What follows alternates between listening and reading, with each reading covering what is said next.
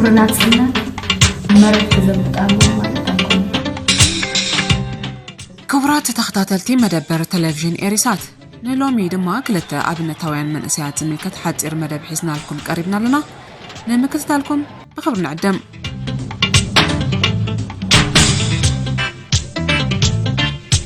ቦምበለ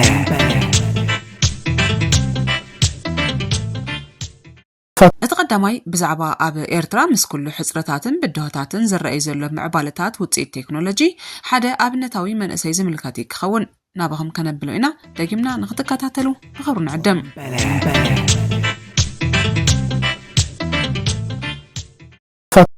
ኢሳያስ ዕቁባይ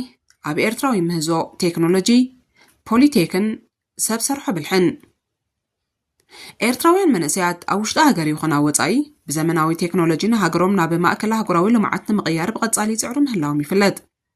ኢሳያስ ዕቁባይ ኣብ ዓለማዊ ማእከላት ቴክኖሎጂ እናተምሃረ ብሉጽ ሃገራዊ መደብ ቴሌቪዥን ዘአንግድ ኣብ ክልተ ቦታታት ብዝኸፈቶም ትካላት ቴክኖሎጂ ድማ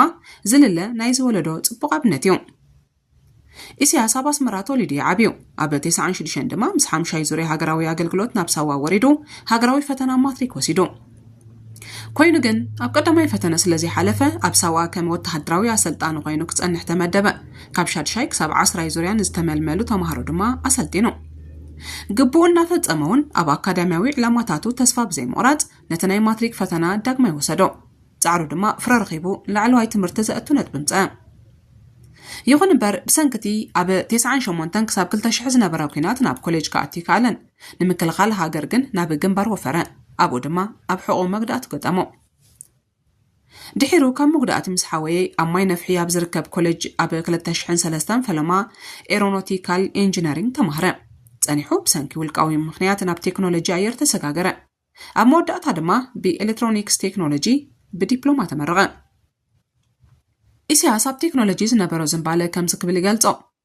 ካብ ንእስነቲ ኣትሒዘ ንምእማኑ ዘጸግም ፍሉይ ድሌት ነይሩኒ ቴክኒሽያናት ከም ሬድዮን ኤሌክትሮኒካዊ መሳርሒታት ገዛን ዝኣመሰሉ ኣቑሑ ክጽግኑ ምርኣይ ኣዝየ ዝፈቱ ነይረ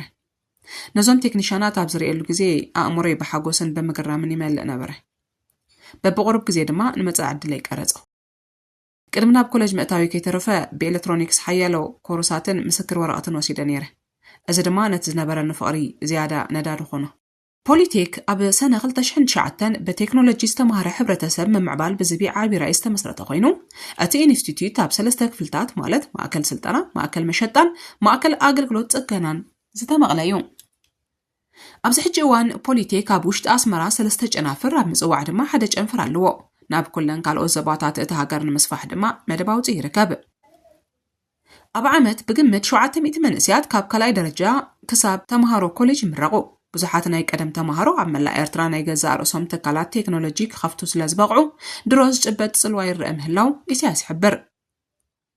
ብኻልእ መዳይ ብዛዕባ ሰብ ሰርሖ ብልሒ ዘለዎ ሓሳብ ክገልጽ ከሎ ናይ ገዛእ ርእስኻ ሞዴላት AI ምስራሕ ናይ ሃገራዊ ፖሊሲ ቀረጽትን ሰብ መዚ ቁጠባን ሓላፍነት እዩ እንተኾነ ግን AI ከም መሳርሒ መጠን ድሮ ኣዝዩ ኣገዳስን ብኻልእ ክትካእ ዘይክእልን ኮይኑሎ ዓላማይ ንመንእሰያትና ናብ ሰብ ሰርሖ ብልሒ መሳርሒታት ብምእታው መዓልታዊ ምሕደራ ንምምሕያሽን ኣፍራይነት ንምዕባይን እዩ ነዚና ድማ ንጀመርቲ ዝኸውን ሰብ ሰርሖ ብልሒ ከምኡን ሰብ ሰርሖ ብልሒ ብምጥቃም ትሕዝቶ ምፍጣር ማለት AI ኮንተንት ክሪኤሽን ዝብል ኮርሳት ጀመርና ኣብዚ ዓመት ጥራይ በዚ ዓውዲ ኣስታት 50 ተምሃሮ ክምረቑ እዮም እቲ ዘገርም ግን ገለ ካብዞም ሓደስቲ ተመረቕቲ ድሮ ንህፃናት ዝኸውን ልዑል ጽሬት ዘለዎ ኣኒሜሽን ቪድዮታት የፍርየለው እዚ ድማ ኣብ ቀረባ እዋን ክፍኖ ተስፋ ዝግበረሉ ስራሕ እዩ ብምባል ሰብ ሰርሖ ብልሒ ብኸመይ ኣብ ጥቕሚ ይውዕል ከም ዘሎ ገሊጹ ኣብ ኤርትራ ቴክኒካዊ ፈጠራ ኣብ ተግባር ጉዳይ ሃገራዊ ንሕዩ እዚ ድማ ኣብቲ ኣቦታትና ዝገደፍዎ ኢንዱስትሪያዊ ውርሻን ብዓሚቕ ድማ ኣብቲ ካብ ዕድቃዊ ቃልስና ዝተወልደ ብልሓታዊ ስራሕትን ክትዕዝቦ ትኽእል ኢኹም ሎሚ እውን እንተኾነ ናብ ዝኾነ ተራ ገዛ እንተደኣ በፂሕኻ ሰባት ዋላ እኳ ሕፅረት ንዋት እንተለዎም ንመሳርሒታት ገዝኦም ክሳብ ክንደይ ብብልሓት ከም ዝጽግውንዎን ከም ዝሕልውዎን ትዕዘብ ኢኻ ከም ህዝቢ ብዛዕባ ሓድሽ ቴክኖሎጂ ክንፈልጥ ዘለና ድሌትን ክፎታት ተሓሳስባን ዝምስገን እዩ እዚ ድማ እቲ መንእሰይ ወለዶ ኣብ ናይ ቴክኖሎጂ ኮርሳትና ክሳብ ክንደይ ብሃንቀውታ ከም ዝምዝገብ ርኡይ ምርትዕ እዩ ሕልመይ ብቐጥታ ካብ ታሪኽና ዝውሕዝ እዩ ኣብ እዋን ሓርነታዊ ቃልሲ እቲ ብመትከል ርእሰ ምርኮሳስ ምራሕ ዝነበረ ደረጃ ምህዞ ብበጻሕትን ወጻእተኛታት ተዓዘብትን ኣድናቖት ዘትረፈ እዩ ነይሩ። ብተወሳኺ ኣብ ዓውደ ቴክኖሎጂ ቅልጡፍ ምዕባለ ናይ ምምጻእ ተስፋታትና ብሓቂ ዓብዪ እዩ ብምባል ኢሳያስ ዘለዎ ሃንቀውታ ይገልጽ። ኣብ መወዳእታ ንኤርትራውያን መንእሰያት እዚ ዝስዕብ መልእኽቲ ድማ ይሕልፍ። ኣብ ዘለና ዕድላት ደኣ እምበር ኣብቲ ዘይብልና ነገራት ኣይነተኩር። ነቲ ሃገራዊ መትከል ርእሰ ምርኩሳና ብምስዓብ ነቲ ዝነበረና ተኣምራታዊ ዓወታት ክንደግሞን ሃገርና ሓንቲ ካብ ማእከላት ቴክኖሎጂ እዛ ሃገር ክንገብራን ንኽእል ኢና ድማ ይብል። ክቡራት ተኸታተልትና ካብዚ ነቕርበልኩም ዘለና መደባት ተመሃረሉን ተዘናግዕሉን ክትህሉ ተስፋ እናገበርና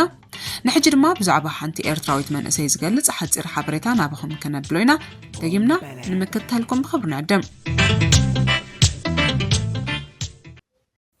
ኤረና ኣፈወርቂ ናይ ብሉጻት ብልጽቲ ተዋሳኢት። ኤረና ካብ ኣቦኣ ኣፈወርቂ ወልደ ሚካኤልን ካብ ኣድያ ወይዘሮ ሓረጉ ፍስሓ ወርሒ 4 1991 ዓመተ ምህረት ኣብ ኣስመራ ተወሊዳ። መዋዕለ ህጻናት ኣብ ካቴድራል ኣፀደ ህጻናት ተማሂራ መባእታ ኣብ ቤት ትምህርቲ 4 ኣስመራ ክትመሃር እንከላ ማእከላይ ቤት ትምህርቲ እምባ ጠቕራ ክትቅጽል እንከላ ካልኣይ ደረጃ ቤት ትምህርቲ ቀይ ባሕሪ ወዲያ። እዛ ብልጽቲ ተዋሳኢት ገና ጓል 4 ዓመት እንከላ ኣብ መዋዕለ ህጻናት ካቴድራል ምውሳእ ዝጀመረት ገና ፍጠር ክትብል ናይ ምውሳእ ባህጊ ዝነበራ እያ። ተውባኣን ባህጋን ከተስምር ነዊሕ ይፃዓረት መንእሰይ ኣብ ተኸታታሊ ሲኑን ሻሕወይ ክንዲ ሓሙተይ ከም ሚሊዮን ኮይና ብቕዓታ ዘመስከረት ፀብለል ዝበለት ተዋሳኢት እያ። እዛ ባህርያዊ ዝኾነ ኣዋሳሳእ ዘለዋ ጠባያት ኣብ ኣእምሮኣ ሰሪሓ እትኽሽን ገፃ ኣብ ምውሳእ ባዕሉ ዝዛረብ ኣኽባሪት ጊዜኣ ኣብ መፅናዕቲ ቅልጥፍቲ ኣብ ክውንነት ተመርኪሳ ጠባያት እትላበስ ንኽንደይ ፊልምታት ሃገርና ግርማ ዘለበሰት ሓያል ተዋሳኢት ኣብ መዓልታዊ ህይወታ ተዋዛኢት ኣዝያ በላሕ ስነ ጥበበኛ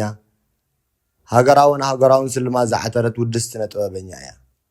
ኣብ ውሽጢ ሃገር ኣብ ሸሙት ሸዊት ስገምት ትብል ናይ ኣብርሃም ኣብ ቪድዮ ክሊፕ ብልጽ ተዋሳኢት ተባሂላ ተሰሊማ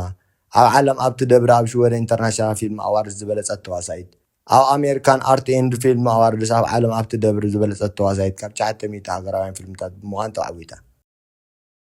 ምስ ዘለዋ ጽባቐ ኣዋሳሳኢ ኣዝዩ ዘገርም ብተዓዘብቲ ልዑል ተቐባልነት ዘለዋ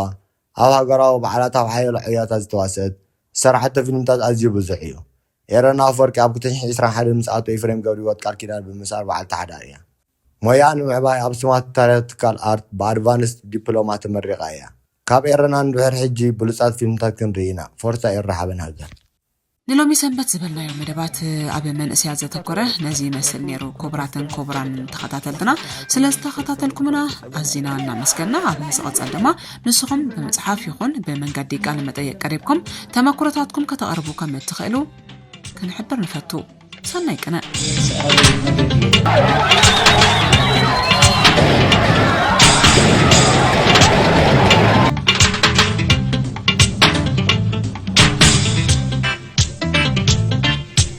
Bombele.